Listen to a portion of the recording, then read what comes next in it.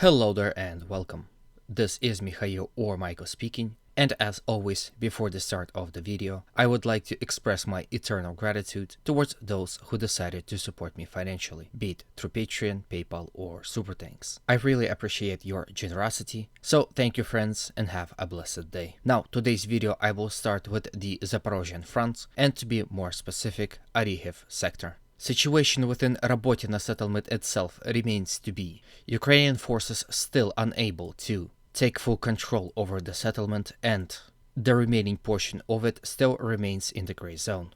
Ukrainian advances within Robotyne settlement is also hindered by Russian counterattacks that come from this portion of the front where Russians still hold some fortifications. These counterattacks are usually supported by Russian artillery and work of ATGM crews, which increase effectiveness of these counterattacks. This video is from yesterday, however it is still important to understand the full picture. You can see two Ukrainian infantry fighting vehicles moving from one end of the village to another, and before reaching the end, one of it is hit. Unlike in Robotyne, Ukrainian forces were more successful advancing to the east of it in the area that provided Ukrainians with some cover. Those are small forests and occasional tree lines. Let's discuss situation to the flank of Robotyne and situation around Verbovo. As you can see, the map has been updated, which suggests that the first line of Russian defense has been breached. However, first, let's discuss the situation in between settlement of Novoprokopivka and Verbovo itself. In the last 24 hours, Ukrainians had intensified their assaults here in this sector, right in between those two settlements. As a result of that, they were able to advance significantly in this area and establish a foothold very close to the settlement of Novoprokopivka. With this recent advance, Ukrainian forces will be able to advance directly in the direction of Novoprokopivka, as well as support their troops attacking in Robotyne and attack Russian positions in front of Robotyne to its flank. The attack of Russian positions from two directions in this area can put Russian troops under big stress, which potentially might force them to retreat and take better defensive positions within the settlement of Novoprokopivka and surrounding areas. Then from here, let's move to Verbovo and discuss the situation here. In the last 24 hours, Ukrainians also intensified their assaults here. Few days ago, their attack here was unsuccessful. However, yesterday, they were able to breach first line of Russian defense and, as report suggests, establish a foothold beyond it. From what I know, this first line of defense is represented by a anti-tank ditch and set of dragon teeth. The actual fortifications and trenches are located along this line. Ukrainian troops were spotted at the very outskirts of Verbovo. However, it would seem that Russians were able to repel that attack, and Ukrainians retreated from the settlement. However, this Ukrainian-held foothold beyond the defensive line can prove very dangerous to the Russians, because now that they control this area, they can start to demine, remove the dragon teeth, and do everything in their power to destroy the anti-tank ditch, which will then allow them to cross with their infantry fighting vehicle and start assaulting actual Russian positions in this area.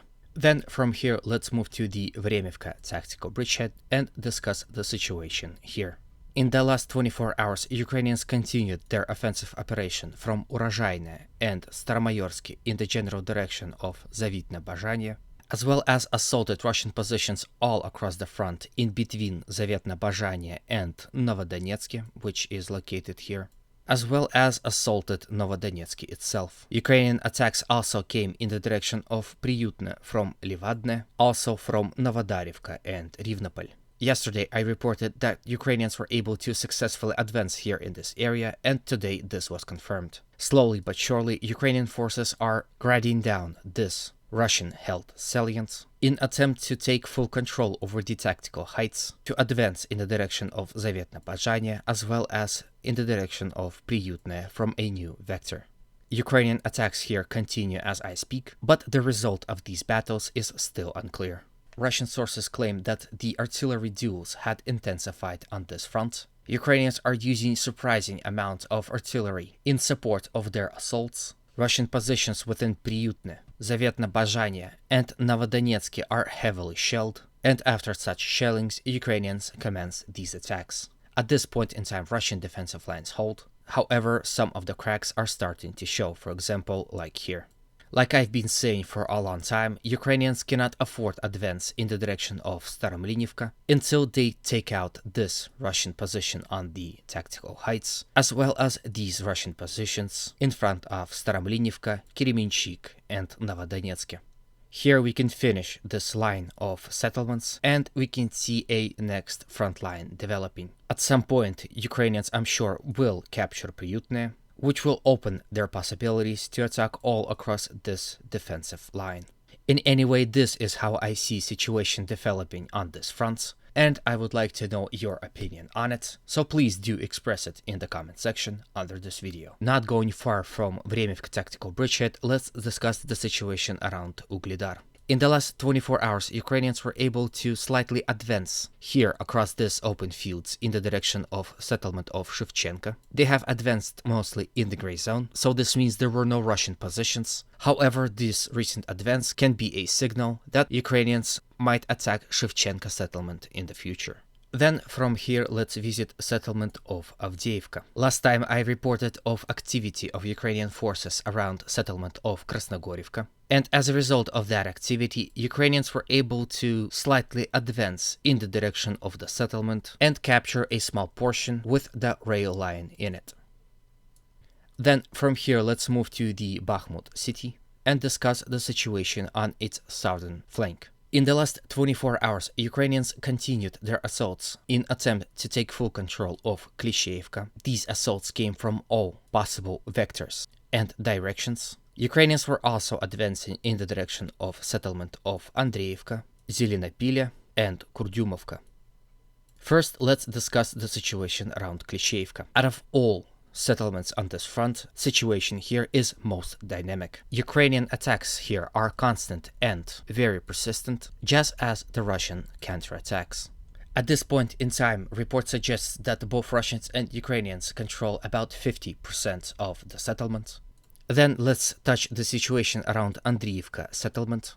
Ukrainians were successful at advancing in its direction. There is no reason to suggest that they have entered the settlement already. However, Ukrainian soldiers were spotted very close to it along these forest lines at the very edge of them. All Ukrainian attacks in the direction of settlements Zelenopilya and Kurdyumovka were repelled by the Russians.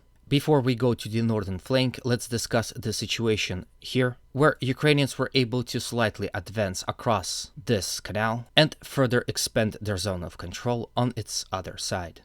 Then let's move to the northern flank and quickly discuss the situation here. As always, Ukrainians were unsuccessfully attacking in the direction of Berkhivka and Yagodne, as well as in the direction of Dubovo-Vasilivka from all possible vectors. Recent report suggests that Russian defenses here in this area held, and Ukrainians were unable to advance anywhere on this front. From here, let's move to the Liman-Kremenna front and discuss the situation here. There's almost no change to it from yesterday and the day before. Both Russian and Ukrainian side remains to be very active on this front. Ukrainians are attacking from Yampolivka, Torsky, and Zarichne, as well as in the direction of Dibrova and within the Serbiansky forest. On the other hand, Russians are answering Ukrainians with attacks and counterattacks of their own, which again makes the situation here very dynamic, but neither side is able to gain any footholds or territorial gains. From here, let's move slightly to the north and discuss situation on the Svatovo front. Recent report suggests the rise of activity on this front. Russians were attacking in the direction of Tverdokhlybovo to recapture it once again, while Ukrainian side contested control over the settlement of Nadia. At last, let's move to the Kupiansk front and discuss the situation here as well. In the last 24 hours, Russians continued their assaults from Liman Pershi in the direction of Sinikivka within this forested area, as well as from Vilshana in the general direction of Petropavlivka, from Pershatravny in the general direction of Petropavlivka as well and this road here, and in the direction of Kislivka and Kotlerivka. Once again, Russian advances here on this front were slowed by constant Ukrainian counterattacks, which led to virtually no territorial changes here on this front, except of course this portion. As a result of offensive operations, Russians were able to slightly advance within the force, thus getting extremely close to the settlement of Sinikivka. At this point in time, Sinikivka still remains in the gray zone, and none of the forces had taken control over it.